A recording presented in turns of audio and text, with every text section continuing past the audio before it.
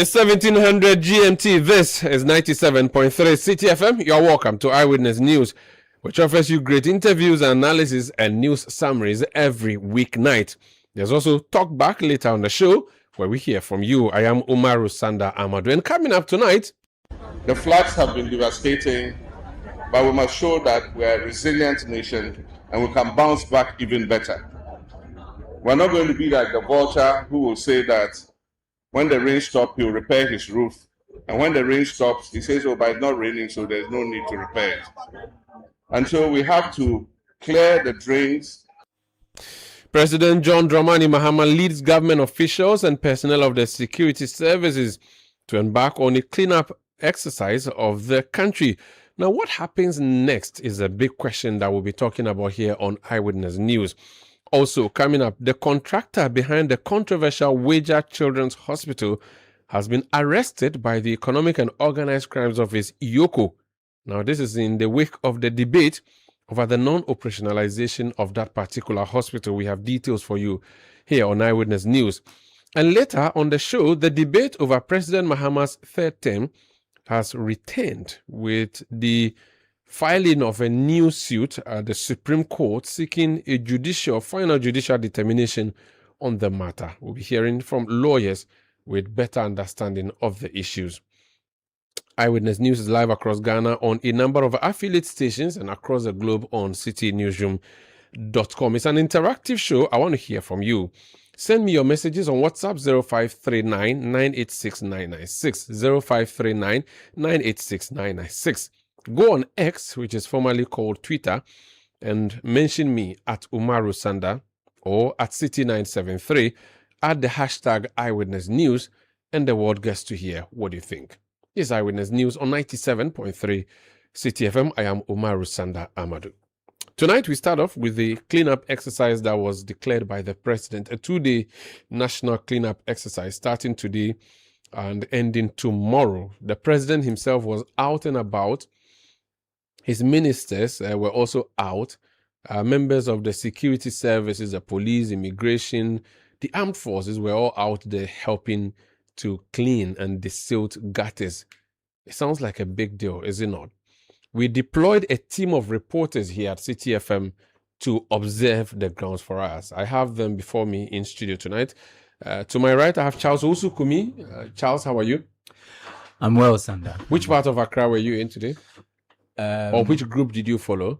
Well, I was with the Zoom Lion group. Okay. They're heavily involved in it in terms of the provision of logistics and personnel. So which areas did you cover? So we did Malam Junction, we did Weja itself, and then we did some parts of Kaswa. Okay. Akosia Ochri is our presidential affairs correspondent, which obviously means you were following the president. Yeah. Which areas did the president go to? We're out and about. So we started off from Chado, where his own area. And which then got flooded. Which parts of it? Okay. Yes. Most part of it. And then we moved to Alaju, and then he made a stop at the Mamobi hospital, and also 37 military hospital to make some donations that had come in from companies towards flood victims, so those who had been, affected and all that. Yeah. Okay. Fauzu Masawudo, you're welcome too. Pleasure, Sanda. Which areas in Accra did you go to? Who were you moving with? So I was roving. I started at Alaju, I was a central municipality. Then later I moved to Jolu, then Shiashi, and then part of Atomic. That's nice. So let's start with you, Charles. You were with the Zoom Lion team. They brought is it the case that they brought all the machinery that were used, or most of the machinery that were used? Well, I'd say most of it. They brought most of it. The assemblies also contributed quite a lot. So we convened at the Obra Spot, which is under the Koliklote Municipal Assembly.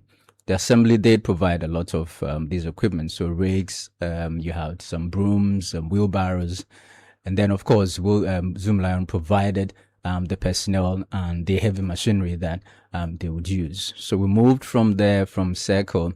It was refreshing to see that, there was a directive for businesses to close until after 1 p.m. And it was quite visible. I mean, people were complying with it. Not just complying, but a lot of the market women themselves, by themselves, they had entered the exercise and they were cleaning their frontages. So they're doing it voluntarily? Yes. I mean, as we, did that route to Kaneshi, and then we got to Malam, where the Zoom Lion guys started their work for the day. And so they started the cleaning of the gutters, the debris that had piled up along the roadside, the silt. They did all that. And then we went into Weja. Excuse me. But unfortunately, when we got to Weja, the situation was quite different from what we saw at Circle, with the women themselves getting involved. You could rarely find the residents involved in the exercise, which was quite disappointing. And I asked the Member of Parliament, Honorable Shaib, about it, and he said yes, he himself, he had noticed it, and it was the reason why he was out with the MC. So he was out with the MC together, moving from house to house, just to try and encourage the people to come out and join the exercise. But that community needs a lot of attention. There's a community called Kukroko within Weja. A lot of rubbish piled up in front of people's homes, all as a result of the flooding. That flooding came along with a lot of debris, a lot of rubbish. So they had mobilized them in front of their homes, and it needs collecting quite urgently. So the MP was there together with the MC to try and see how they can do it. Except that the disappointing thing was that the people themselves were not as enthused as you would have wished. I mean, with a national exercise like this, you would wish that they would be more involved in it. Is it because maybe they thought today was for security agencies and perhaps tomorrow would be for the general public? Well, at the Kokroko Park, a woman told us that she wasn't aware that there is a national cleaning exercise today.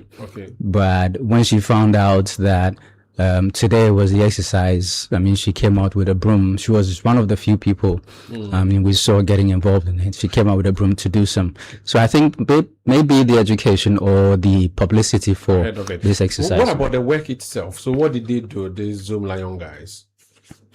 Well, generally, clearing of weeds, along the medians, along the Kaswa, the Malam Kaswa highway. So you get to Kaswa Galilea. They did a lot of clearing of the medians over there. For the Malam Junction side, it was just sweeping the roadside, desilting the gutters. Those kinds of exercises is what the Zoom Lions guys were involved in. Which were some of the political leaders that were in your team that you covered? Well, like I mentioned, the MC for Wejagbawe, the Member of Parliament for Wejagbawe. You said you started with Kole Clotte. Did Zaneto and her MC also show up? Well, not while I was there. But I've saw videos of her involved in other places, but not while I was there. Jerry and the MC working together was also refreshing to see. Because they are from opposing political parties. Let me Fauzi, the areas you went to, who were some of the political figures that you saw involved, and what was the nature of the exercise you observed? Yeah, Sanda, if you're very abreast of the country's flooding terrain, you would know that Alaju sits atop that menace.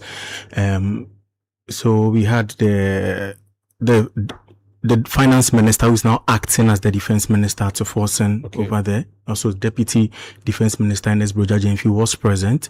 The Member of Parliament for Ayawaso Central was present. Then the Ayawaso Central Municipal Chief Executive was also present. And where did they do their exercise? Which areas? So they focused on the major Alaju drain, which flows into the Odo.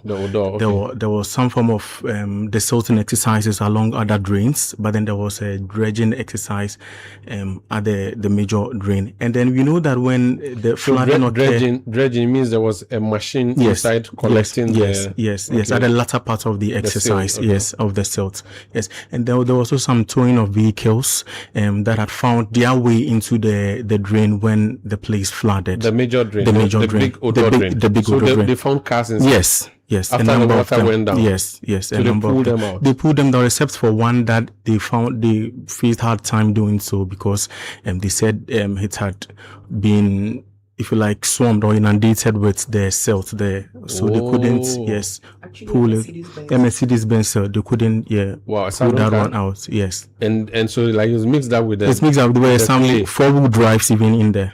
Interesting. Yes.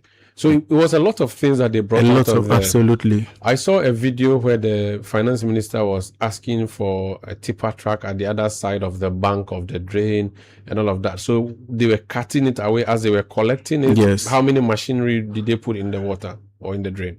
So there was an excavator.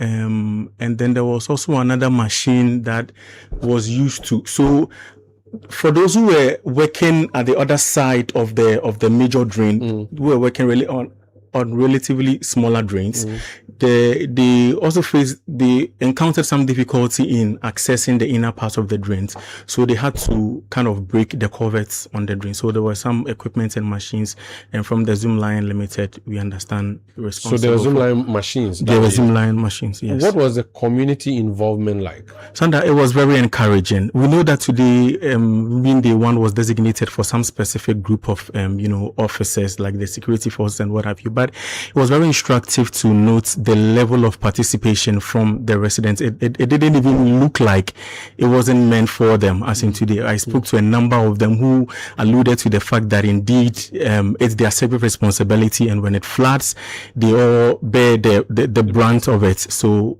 it was all hands on deck. Interesting. Yes. So let's talk about you, presidential affairs correspondent. Did the president have to do this on a helicopter, or he did it on land? No. This time around, he was physically on the ground, after that criticism, he took it very seriously. From what we've heard from his camp. And so this time he had to be on the ground, starting from the area where he resides, Chado. That's, so for those who don't know Chado, that's behind Trade Fair in Ladadi Kutupong.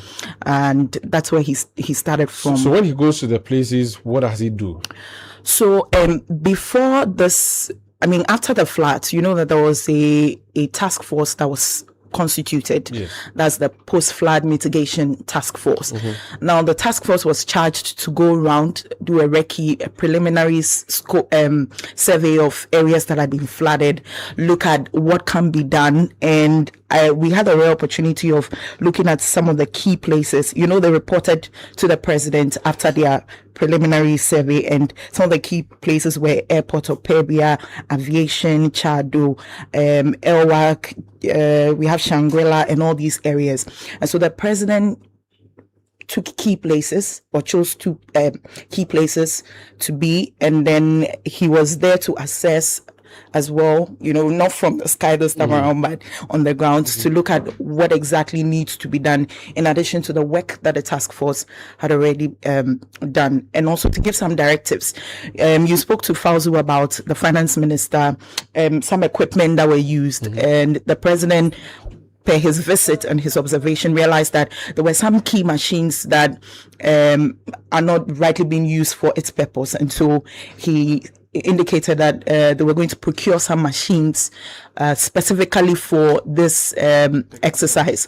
And so we're expecting that in few days to come, we'll hear from the government what sort of procurements have been done with regards to this flooding exercise. So who was moving with the president while he did his tour, and what were some of the things he said?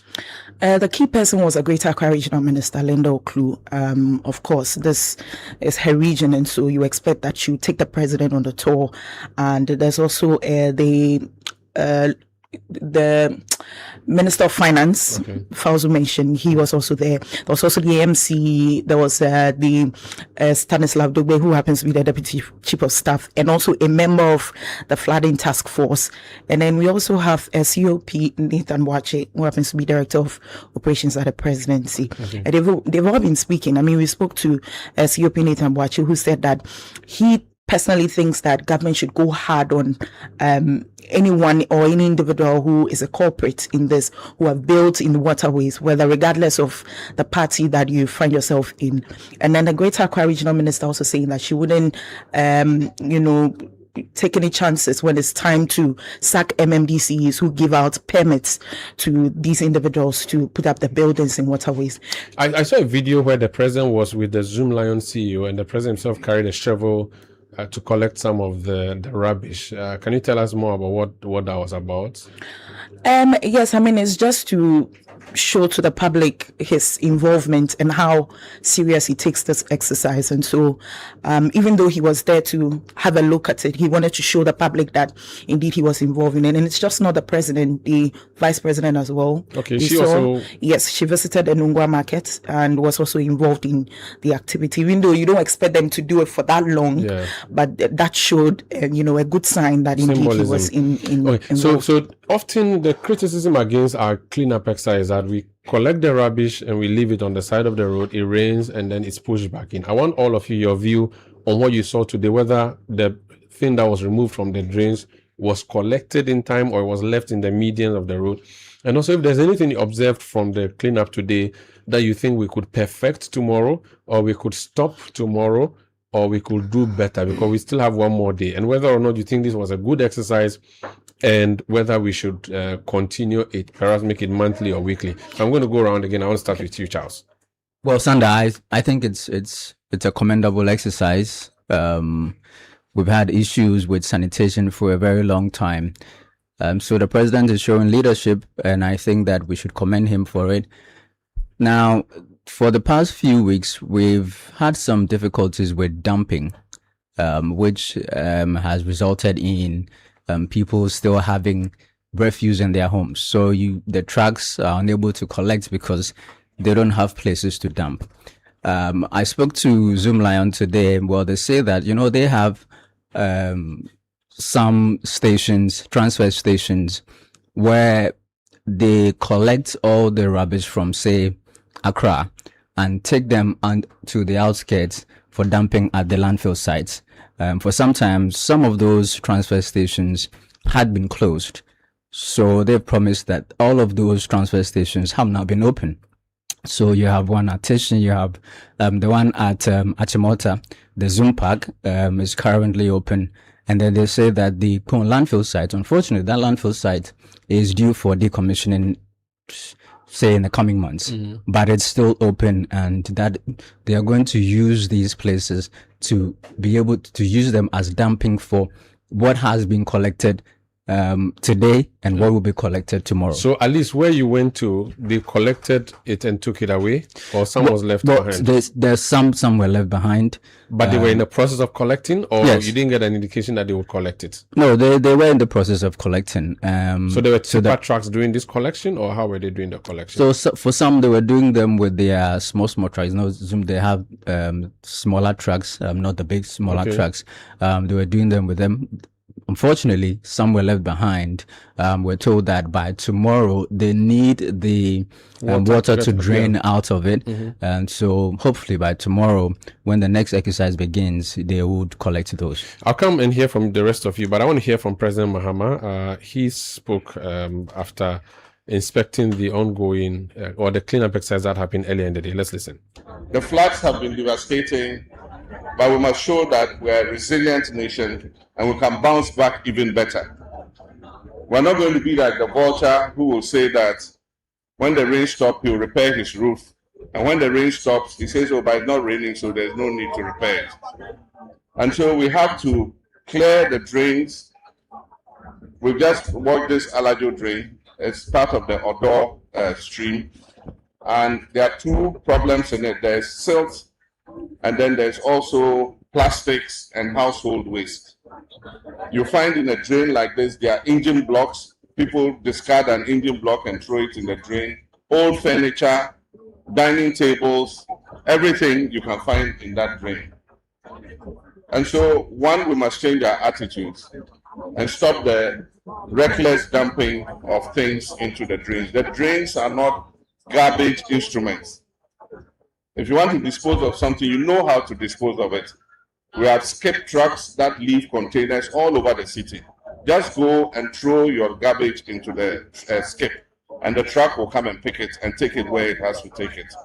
2 days are not enough to finish this work, but we're going to institute it so that at least one day every month, all of us should come out and clean our surroundings. That is what our traditional values were about. We're taught to keep a clean environment. So that's President John Dramani Mahama.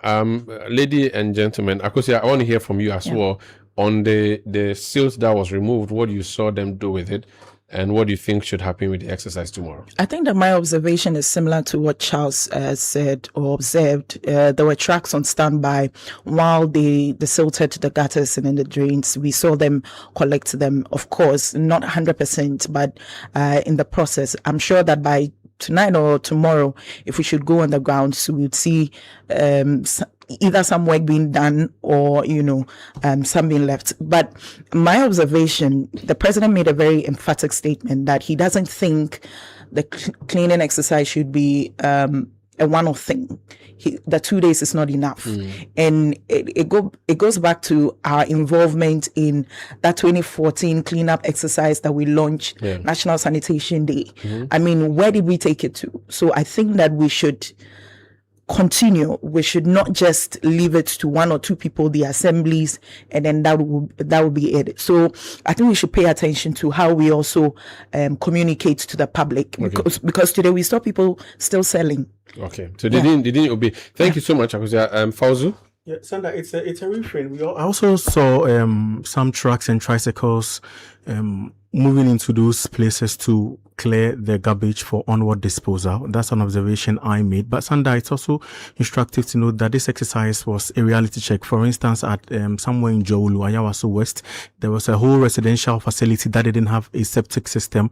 They had connected it to the drain, and that's quite troubling. So if you ask me, I think that it's also giving authorities a need to relook at our sanitation enhancement strategy in the country. Thank you so much. Fauzu Masawudu here in the City Newsroom. You also heard Akosia Ochi, who is our correspondent at the presidency, and Charles Osukumi, also my colleague here in the City Newsroom. This is Eyewitness News on 97.3 Citi FM. I want us to just briefly hear from some shop owners in the Sokre Mampong municipality in the Ashanti region who took part in today's exercise, because it was not just in Accra, it also happened across the country. Turnout has been massive on the part of the assembly staff and the security service personnel. If you look at the assembly staff that are present here, minus the fire service personnel, we number up to 160. The fire service personnel are also around Pelele, where the police personnel are on their way here. The assembly staff has been divided into 4. We have a group that is moving from post office through airport roundabout to May 5. We have another group that is moving from post office to Sahaba Junction. There's a third group that I'm currently leading that is moving from post office to Abuabo Pelele. And there's a 4th group that is moving from Chiktofik Mosque to Abuabo bus stop. Regrettably, residents are staying indoors.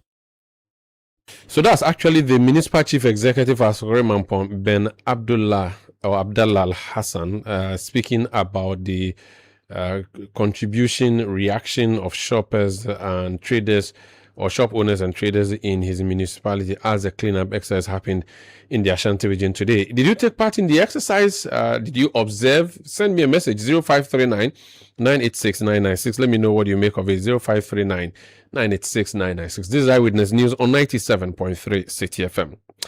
Now, if you go to our website, citynewsroom.com, there's a story. In fact, our front page headline is Iyoko picks up Weija Children's Hospital contractor. The story by Julian Audami Asari says the contractor responsible for the Weija Children's Hospital has been picked up by officials of the Economic and Organized Crimes Office, Iyoko, following a meeting with the Minister for Health, Kabna Minta-Kando, over the delayed operationalization of the facility. Information gathered by Citi News indicates that the contractor was invited to a meeting with the Health Minister on Friday, July 10, that's today, to discuss completion and handover of the hospital, which has remained unused despite being structurally completed. Sources familiar with the meeting told Citi News that the government urged the contractor to hand over the facility to enable it open the facility to the public, given the urgent need for specialized pediatric healthcare services in the area. However, the contractor reportedly declined the request, insisting that he would not release the facility until the outstanding balance owed him was paid by the government, and that led to his arrest. Let's speak to someone who has interest in this particular story, who's been following it since it became topical. Alexander Akwesiakwa Honorable is former Deputy Minister for Health an NPP Member of Parliament for the Achimota constituency in the Eastern Region. He is a member of the Health Committee. You're welcome to Eyewitness News, sir. Thank you very much, my brother. So you have been, your side is what I mean by you, been advocating for the operationalization of the Weija Hospital, the Children's Hospital. The two sides have been split over whether or not the hospital is completed. The other leg to the story is that this hospital has been completed, but the contractor will not hand it over, a turnkey project, they will not hand it over because they've not been paid. Today we are hearing that he has been arrested. Do you think that solves the problem or make it worse? Well, good evening to you and to your listeners. I think that this is a very, very bad move by the government because we know about this issue. When it came up, it became a more topical issue because people couldn't relate to the fact that a children's hospital has been done, and from the account of the contractor, there were some outstandings, indebtedness. That's how come it's not been open. And then if we have to sit and judge and find a lasting solution to it, that would have helped our cause better. Then you hear that this contractor has been arrested by EOCO. For what? Nobody knows what the issues are. We think that it's not going to help our cause. Is it not because we are told that there was some overestimation of the figures meant for the project under the World Bank? And that could be the possible reason EOCO had to get involved and see if there was any financial crime in there? You see, this is a World Bank project. And from all intents and purposes, we know that this is one of the most reasonable projects, healthcare facilities, that has been done by our country. Looking at the kind of costs that are always associated with our healthcare projects, this one has reasonably been done. We knew that initially the World Bank didn't have some information. There were some misunderstandings, but with further consultation with the contractor, he has been able to explain to the World Bank, and the World Bank has come to understand the issues. I know for sure the World Bank is ready to do the payments, but it needed some kind of clarification from the minister or from the ministry. So in the ministry, we rather take the option of causing the arrest of the contractor. Nobody knows to what in terms of purpose. No, we don't know where this one will end up to. Okay, so you do not think that the arrest is necessary at this time?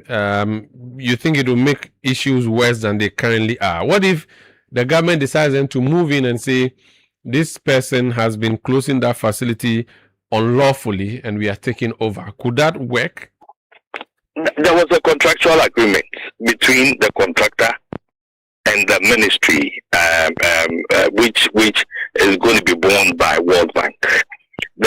When the issues of the delay in opening the hospital came up, the contractor issued a release. He issued a statement, and if you read the statement, it tells you that they are fully in compliance with the contract terms.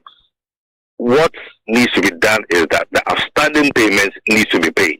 If the World Bank didn't have any clarification, didn't understand something clearer, it behoves on our ministry, and which is almost like the agency that is responsible for the construction of it, to explain to the World Bank. So if you call the contractor into a meeting thinking or giving him an impression that this is going to be a solution to the impasse, and then you cause his arrest, I think that when the issues of the arrest, why he's been arrested, comes up, we may have further and better particulars to look at. But for me, it is not the right way to solve the impasse. Thank you so much for speaking to us. You're welcome. Now, the Honorable Alexander Kwesiakwa is NPP Member of Parliament for Achimota in the Eastern Region, a member of the Health Committee of Parliament, and also former Deputy Minister for Health. This is Eyewitness News on 97.3 Citi FM. We are coming to you from our studios in Accra. I am Umaru Sandamadu, and we are looking at so we talked about the general sanitation and cleanup exercise that happened today. And then we've just talked about the Weija Hospital, the children's hospital. We are told that the man behind it, or the contractor behind, has been arrested. Now, there's another story that we have eyes on here. It has to do with whether or not President Mahama should or can run for a third term.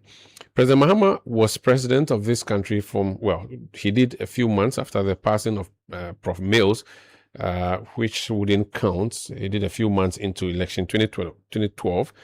He won that election, became president from 2013 to 2017, lost to Nana Addo Dankwa Akufo-Addo, who became president for 8 years. Then President Mahama now returns to do his second term. There's an argument that he can do a third term now that he is back, and that it has to be consecutive. Someone has gone to court over this particular matter, a farmer somewhere in the northern part of the country. And I've also seen another suit by Ken Crunchy, a former journalist and a lawyer, who is also asking that particular issue be dealt with. It's actually a teacher, not a farmer. So what does this mean? Sami Owuku is both a lawyer and a member of parliament representing the people of Ekuapem North. They are the lawmakers, the constitution being a law which was not made by parliament necessarily, but maybe he as a lawyer, his interpretation is good. I want to seek his view. Sir, you're welcome to Eyewitness News. Good evening, Omar, and good to hear from you. Good to hear from you too. I'm looking at our website. Don't fall for a trap to extend your stay in office. Sami Owuku warns President Mahama. Why? You think that is a trap? He's not even behind the suit. It's some teacher in a village somewhere in the north who decided that let the constitution be tested or the law be tested.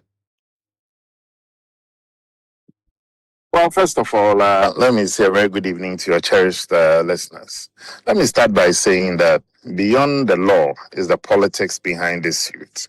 This whole thing started as a joke sometime last year when NDC apparatchiks, some NDC communicators and NDC officials started drumming in the idea of the president inviting him to a very tasty retreat to embark on an adventure that will be of grave misfortune to him and his legacy if he is to attempt a third term bid.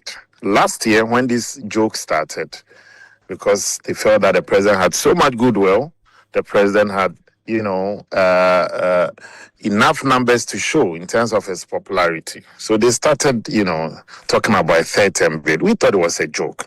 Let me take you straight to Article 66(2). That upon which that somebody has, taken it to court for a true and proper interpretation of this constitutional arrangement. Article 66(2) of our constitution states that a person shall not be elected to hold office as president of Ghana for more than 2 terms. All of a sudden, the NDC is inserting a certain word, consecutive, that a person cannot hold office for more than 2 consecutive terms. The Constitution never makes mention of the word consecutive in Article 66(2). Again, let me also state that I don't see where the ambiguity is. Legally, this case is supposed to be dead on arrival. On the socio-political side of this whole thing, leadership is about being selfless. It is about the people. The constitution was adopted by the people of Ghana. Why would the leader of the people now seek to change the constitution against the will of the people? Again, it will be a misfortune to President Mahama's own tenure and legacy as a president. Jerry Rawlings, who was at one point in time referred to as Junior Jesus himself, never attempted to embark on this adventure. So I'm surprised that the president is entertaining this comic relief. they just want to sink the man. But he himself has never entertained it. He has made it emphatically clear that he was not going to run. Be honest with you, President Mahama has said this tales before. I can tell you that this is not the first time he's hearing of it. And let me draw your attention to 2 major statements made by 2 top and high-ranking officials of the NDC. Last year, Chairman General Johnson Esidu, and I use Chairman General because he's chairman and was former Secretary General. He said, and on a PM Express show of Joy FM, of Joy TV, he said the NDC will respect the constitutional arrangement of our country to a 2-term limit of a president. Fifi Kwete, the Secretary General of the NDC, when he heard this cacophony of noises, 31st December, just the 31st December last year, said that all those sycophants asking the president to contest for a third term bid, they should stop. This did not stop there. Now you have people office, or all of a sudden, busybodies, now trying to once again tell the president that, look, we can still secure you a third. How are you going to do that? the opposition. Through a constitutional amendment, perhaps? Or an interpretation from the Supreme Court that suggests that it has to be consecutive.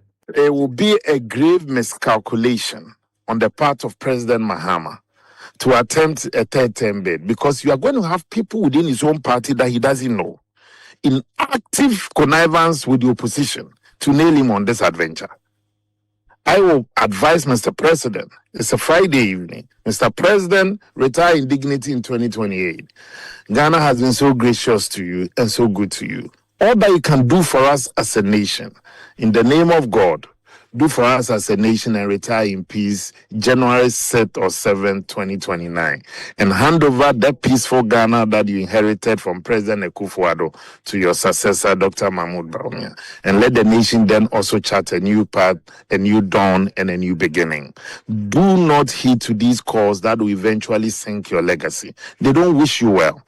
They don't mean well for you. They're only thinking about their selves.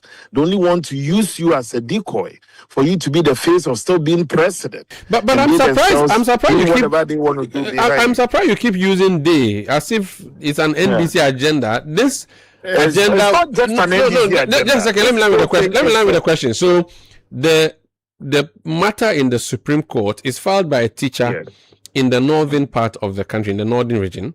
That's one. Two. The second person whose suit I have seen on this matter is a member of your political party, the New Patriotic Party, Kenneth Ejay Crunchy, editor of the Daily Searchlight newspaper, who is also a lawyer. Now, are you possibly suggesting that President Mahama asked these people to do this on his behalf? Because he has said emphatically that he is not interested. I started by saying that beyond the law is the politics. That was my first statement to you this evening.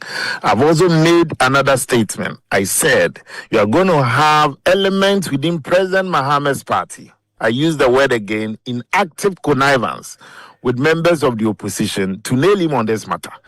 So he should not be persuaded of this trap. He should just scale it. Okay. What if the Supreme Court tomorrow sits and decides that no, based on a true and proper interpretation of Article 66 of the 1992 Constitution, they believe, and it is not about Mahama, it is about the presidency. They believe that for the 66 to be fully satisfied, a president has to run consecutively for him to have fulfilled his tenure or his term of office. President Mahama will just be a beneficiary of a decision of the Supreme Court. Consecutively. No problem. Consecutively. No, I'm not saying it is there or it is not. I'm just saying that what if the Supreme Court decides President Mahama will just happen to be a beneficiary of a judicial decision, and what would be wrong if he puts his name forth? I'm just going to read two posts to you. And in law, you are almost a lawyer. It's a res ipsa loquitur. The facts will speak for itself. But let me read just two posts to you to wrap up this conversation. One from legal luminary H. Kwesi Prempeh. He said the Supreme Court must dismiss the lawsuit outright with costa. Must dismiss the lawsuit outright with cost. There is no case for the court to adjudicate or decide here. He goes further to state that the jurisdiction of the Supreme Court to interpret and enforce the Constitution is not meant to be expended to answer hypothetical or classroom questions. Nobody has attempted or taken any step that would suggest an attempt on their part to act in a manner that puts the settled understanding of Article 66(2), settled understanding of Article 66(2) in contention or dispute. The court must resist the temptation to weigh in on every academic question that comes before it dressed up as a lawsuit. The Supreme Court is not there to issue advisory opinion or answer potential law school exam questions. The court's jurisdiction is not properly triggered here. Okay. Then there is another one by your own brother, Manasseh Azuri Awuni. He says, whichever way the Supreme Court rules, President Mahama must not fall for the ruinous trap being set by those behind the suit. What I will say in conclusion is that President Mahama is being invited to drink his own cup of poison. The people do not mean well for him. Okay. Do not fall for this trap. You have been president of our republic before. The good Lord and the people of Ghana gave you another opportunity to be president again. He will be the only president under our fourth republic to have served more than 8 years, because he has 6 months before 2016, before 2012, 6 months before. So by 2029, January 7th, he would have been the only president under our fourth republic to have served more than 8 years. That's 8 years, 6 months. What again does he want to do for the nation that he cannot do between now and 2028 December? Very well. 3 questions for you before you go. The first one, you said that President Mahama and some NDC apparatchik met to discuss his possible third term. You didn't tell me when this happened, where it happened, and who were the people in that meeting. Can you? I said he met NDC apparatchiks. I said you've had NDC apparatchiks. This has been in discussion since last year. So it's not as if he had. So it's not as if he had a meeting with them. No. Second question. It's not new. Second question. And I've told you that, for instance, just before you come in, why would Fifi Kwete have made that statement December 31st, 2025? Okay. Why would he have made that comment? If you didn't have people drumming into the head of the president, I can go for a 30. He said those sycophants must stop. Okay. And Sedun Ketia Johnson, on another media platform, said that the NDC will respect the constitutional architecture of our nation. Okay. 2-term limit for a president. Second question. Does it look like NPP members have gone to the court to stoke the fires? This is from your colleague MP, whose name I'm not going to mention. He said I should ask you, is it that maybe some of your people quickly went to Supreme Court so that because Ken Kranchi is an MPP member, so maybe you could send someone to go and just tell them. As for the status of Ken Kranchi, I want to plead the fifth on the matter. Because if you recall, he himself said he had left the party. That's what I'm saying, that I want to plead the fifth on that matter. Okay, no as problem. to whether he remains an MPP member or not. That is not even in the issue. That's not the government of the issue. But he's gone to court on a matter. This NDC MP wants me to suggest to you that you send people to go and test the waters in the Supreme Court so that... Well, that's what I'm saying. If you read my post, I said that, Mr. President, please don't drink a poison of cup. That you're going to have elements from your side in active connivance with the opposition to nail you on this matter. If you interpret that to be that the MPP who has gone to court to test the waters on it, let me also remind you that you already have a pending suit as well before the court by a teacher that you mentioned his name. So, Mr. President, you've had a very distinguished political career. Public service career. Don't be invited into an arena that would dent your tenure, your legacy, and your credibility as one of the presidents under our fourth republic. Okay. President Rawlings, President Kufuor, President Akufo-Addo never attempted this adventure. Because we know where it will end. You don't need needless demonstrations to end your career in 2028. Take us to where you want to take us to by end of December 2028 and hand over the nation peacefully to your successor. There will be dignity in that title. Okay. Since you are so worried and concerned about this and you don't think that the Supreme Court should even entertain it, would you file an amicus brief where you would go to the Supreme Court and say that you would want to submit that the suit should not be entertained at all? All options are on the table for some of us as individuals and for the MPP as a political party, because we are all enjoined to also protect the sanctity of our constitution, to protect the peace of our country and our fidelity to the law and our constitution. We cannot shirk that responsibility at any point in time. So all options remain on the table, including embarking on demonstrations. All options will definitely be on the table, because definitely somebody wants to disturb the peace of our country, and our constitution also enjoins us to protect and defend our constitution and that of our republic. So anybody attempting to undermine the security of our country, the peace of our nation, that person definitely cannot be a friend of Ghana. And let me use your platform to also state, and I can tell you that this whole thing is an arrangement. you will have very soon civil society groups who will be lined up to also speak in defense of the matter. You are going to have members of the clergy who have been engaged to speak on the matter. You are going to have chiefs. So it's an elaborate scheme. But why would you be worried, since this is the Supreme Court we are dealing with, which will definitely make a determination based on the law? We are not new to the current judicial decisions of our country. The presidential candidate of the New Patriotic Party himself has spoken about some of the strange decisions emanating from the court. But one thing we shouldn't lose sight of the fact is that you are talking about the sovereign will of the people. You are talking about a constitution belonging and adopted by the people. So strange judicial decisions in this matter can go a very long way to undermine the peace and stability of our nation. So you don't trust the Supreme Court of Ghana to interpret the Constitution of Ghana. That's what you are saying. So you are thinking that there should be demonstrations and some ways to make sure that this is not torpedoed. No, don't get me wrong. I trust the Supreme Court of our country as a constitutional body. One thing that I also want to caution is that laws were meant for the people, and the people owe it as a sacred duty to also protect their peace, protect their nation, and protect the constitution. We've had very strange judicial decisions in recent times, and it should not be lost on us. We shouldn't be oblivious of the times we are in. A whole sitting Chief Justice of our Republic was handed out of office under very weird and trumped up charges. So it's not new. I am not saying that the court is just going to do a rubber stamp job, but we are cautioning that let's tread cautiously. If it's not broken, don't fix it. Okay. President Kufuor had 8 years successful tenure. President Akufo-Addo served this nation for 8 years. President Mahama will be ending his 8 years, 6 months tenure on the 6th of January 2029. Mr. President, don't sink the nation. That's all we're saying. Anyone listening to Sami Awuku who believes in Sami Awuku, who wants to protect the Constitution, should do what? Go and demonstrate in front of the Supreme Court? We haven't got into issues of demonstration, but you have legal options definitely on the table. You've listed some already, and I clearly believe that the court will act right. Very well.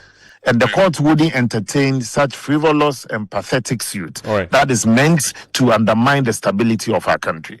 Before you go, as former national officer of the New Patriotic Party, you are going to the polls tomorrow to elect your constituency executives. How are things looking, especially on the mountainside constituency where you are hiding former head of the IMCM, Director of Communication of Dr. Baumia, Dennis Miracles Abuaji? How is the constituency looking? We have our constituency elections this weekend.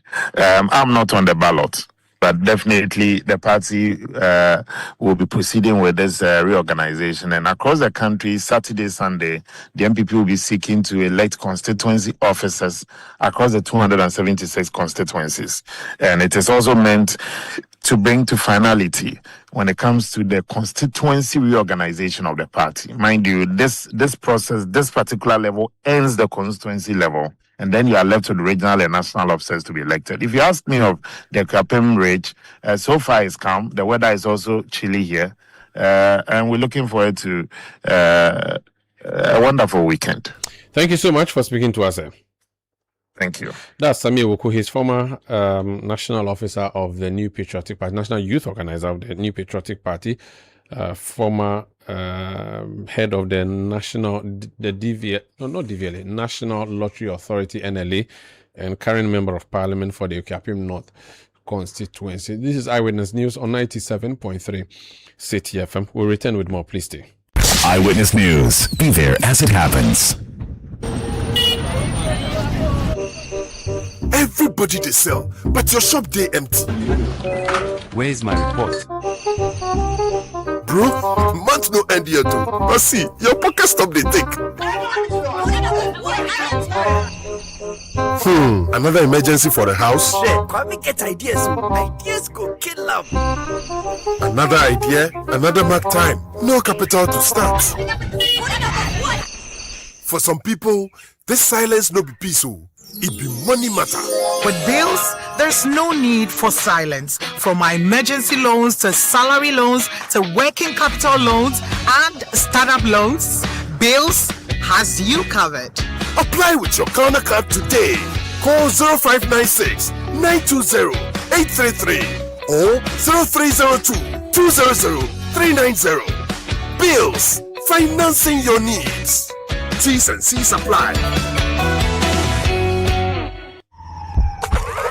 You know that feeling. A hospital bill that arrives out of nowhere. A diagnosis you weren't prepared for. A system that seems designed to confuse you and costs that keep climbing. And the stress of not knowing if you are protected. Eden isn't lost. Eden Care was created to give it back to you. Eden Care is health insurance made for everyday family life. With Eden Care, getting health care is easy and you are backed by a trusted insurance partner with years of experience. No confusing terms, just complete protection for your entire family. Step back into peace. Step into experience you can rely on. Reach out right now at 059-692-1844 and choose Eden Care today. Eden Care is brought to you by Acacia Health Insurance, a member of the Enterprise Group.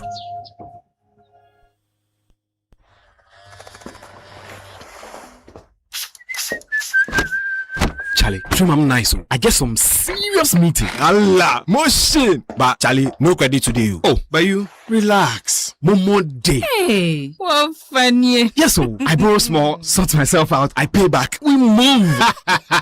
Spot there. Ah, Charlie, you sure say you pay back? Yes, so that anytime somebody else they need them, more day. Be like I can't borrow some more. Hey, you this boy. Don't go there and disgrace yourself. Allah, motion. Responsible borrowing be the real flexo for today's needs and tomorrow's dreams. Borrow, sort them, pay back. Momo day. These days, some mattresses are being made from all kinds of unsafe materials that are not fit for sleeping surfaces. These materials may be cheap, but they can be harmful to your health. If you haven't slept well, you cannot work and think well, and you are ultimately putting your health at risk, which can cause you a lifetime discomfort and chronic pain. As responsible citizens, we should invest in safe, durable, and certified mattresses. Latex Foam remains the tried and tested brand we all love for almost 60 years now. They offer you unmatched quality and durability for every Ghanaian home. Talk to them on 0302-231-155 in Accra and 03220-29365 in Kumasi for all your inquiries, or walk into any of their outlets nationwide for your preferred choices. Do not settle for less. Go for quality, but Latex Foam, or else you do yourself. Latex Foam, your partner for life. Chairman, when should I expect the goods? But you haven't paid for the last one you owe. Oh, we spoke about this. Help a sister out, eh? I will sort you out immediately after I clear this batch. See, I know how this goes. I'm not ready for that today. Just this one time. If I miss this delivery, I'm finished. You still the beg supplier. When Misika is offering flexible loans, all you need is to sign up as an MTN merchant, dial *171# and follow the prompt. Get a loan and a partner who understands your journey. Misika Day for you.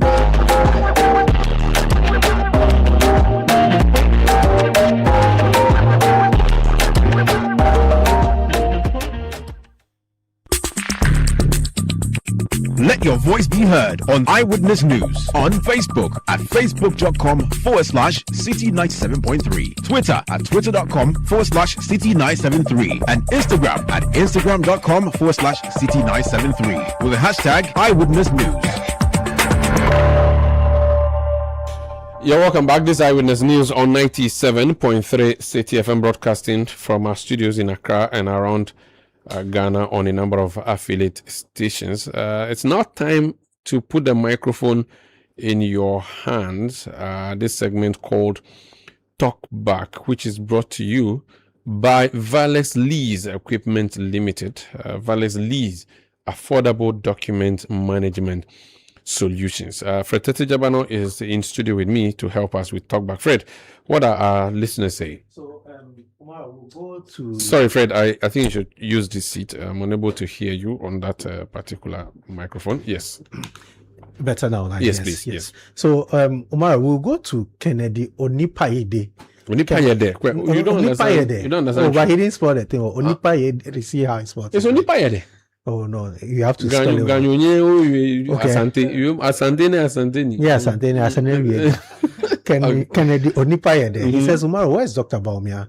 I didn't see him in today's cleanup exercise, and if he wants to lead this country, he must avail himself in a national exercise like this. Judas Iscariot. But today they said it's for soldiers and government people. So tomorrow is for ordinary people. Community. Baumia is ordinary, so maybe tomorrow. So you wait. If it doesn't come tomorrow, then we can ask questions. Okay. So let's go to Judas Iscariot from Tribune. What an interesting name. Kudos to all Ghanaians, most especially the president. But tomorrow, most of the truth from the gutters are still, most of the silt, I guess that's what he says. Most of the silt from the gutters are still on the roads, and they stink very bad. Now, there's one explanation for that. When they collect the debris, the silt from the drains, it has to be put on the side of the road for the water to drain out of it before they can carry it. Otherwise, it will be difficult. So that's one of the explanations we're given. They are hoping that the sun would make it dry by tomorrow. There will be no water, and then it will be easy to carry. At least that's the explanation they've given us. And officials of states have also assured us that they are going to ensure that all these things are cleared by tomorrow. So we'll wait and see what happens tomorrow. Then this is Kokubansa. Kokubansa says day one of the cleanup exercise is over, and the optics tell their own story. More bloggers trailing government officials than actual hands doing the work. Beyond the photo ops, the real question persists unanswered. What happens after Monday, when the cameras leave and the drains need maintaining daily? And about the arrest of the contractor, maybe Yoko wanted to take the keys from him to go and open the facility. What a country. John Kekeli Bansa, that's his real name. Maybe what we should do is that, what happened today and tomorrow, or will be happening tomorrow, is symbolic to show that, we are ready, let's do this. But it is left for you and I to continue doing this daily, doing our communal work. I think that's why the president did what he did. So you can call it optics, but if you feel that your area is not clean, maybe you should do your own cleanup exercise. No, be so. Yes. Isaac Newdon in Tamale. He says, I'm proud to see President John Mahama leading the security forces to clean our environment today. This shows he cares about sanitation and public health. My only appeal is that the assemblies should sustain it. Let's have bins everywhere and find those who dump anyhow. Thank you. That's Isaac. And we go to Paul Jr. from Ahafomem. He says, we only hope the exercise today was not just for the cameras. MMDAs must make sure cleanup exercises are sustained, but not when there's a disaster. The drip equipment must be utilized to the benefit of the people.